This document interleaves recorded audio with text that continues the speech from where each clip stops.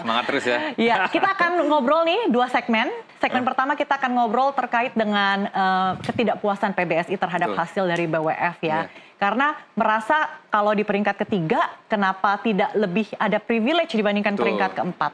Bagaimana Anda melihatnya? Ya ini secara logika memang drawing yang aneh ya begitu ya. Karena Anders Antonsen yang berstatus sebagai seeded keempat justru mendapat bye langsung ya ke perempat final jika dia menjadi juara grup. Sementara Jonathan Christie di grup L harus masuk di grup yang berisi 4 pemain nih. Dan jika dia menjadi posisi pertama, dia harus tampil di babak 16 besar. Padahal statusnya adalah seeded ketiga. Nah, soal keanehan ya dari drawing ini, PBSI sudah bersurat ya kepada BWF, tapi balasan BWF ya sebenarnya ini hanya standar saja gitu ya, karena memang ini sudah melalui drawing dan tampaknya memang tidak akan ada perubahan drawing ya, tetap akan seperti ini drawingnya, dan tentunya ini dari segi fisik sebenarnya akan sedikit merugikan ya untuk Jonathan Christie, karena di fase grup dia harus bermain 3 kali ya, meskipun lawan-lawannya di atas kertas bisa dia kalahkan gitu ya. Oke, jadi kerugiannya bisa dibilang ya, itu tidak hanya saja harus tidak mendapatkan bye, tapi juga harus bertanding di fase grup dengan 4 kontestan lain ya? Betul, 3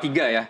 Jika di total, jika di total sampai ke final berarti Jonathan Christie harus bermain 7 kali. Sementara Anders Antonsen dan juga 2 pebulu tangkis lain yang mendapatkan bye ya di perempat final hanya bermain 5 kali. Tentu ini akan menjadi sebuah kerugian ya. Meskipun tadi sekali lagi di fase grup ini mungkin ya Jonathan Christie tidak akan terlalu berkeringat begitu ya, karena memang di atas kertas dia bisa mengalahkan lawan-lawan ya. Oke, kalau kita lihat bersama nih Mas Henry, kita juga sudah bisa melihat ya dari grup-grupnya. Nah, di sini 4, sisanya 3. Nah, itu sudah tidak menguntungkan untuk Jojo ya.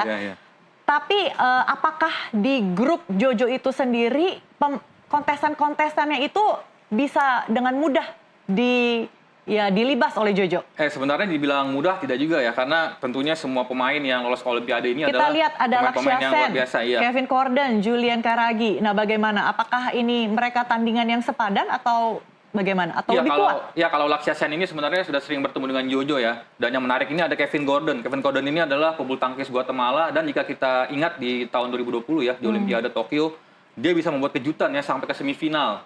Meskipun akhirnya di perebutan medali perunggu dia dikalahkan oleh wakil Indonesia Tony Ginting. Tapi di atas kertas tentunya Jonathan Christie seharusnya ya dengan unggulan ketiga dan juga rankingnya lebih baik ya dari Lakshya Sen, Kevin Gordon dan juga Julian Karagi seharusnya bisa mudah ya tembus ke babak 16 besar ya. Jadi di sini yang harus diwaspadai adalah Kevin Gordon begitu ya. Betul, bisa jadi kuda hitam lah Kevin Gordon ini kembali seperti Tokyo 2020. Oke.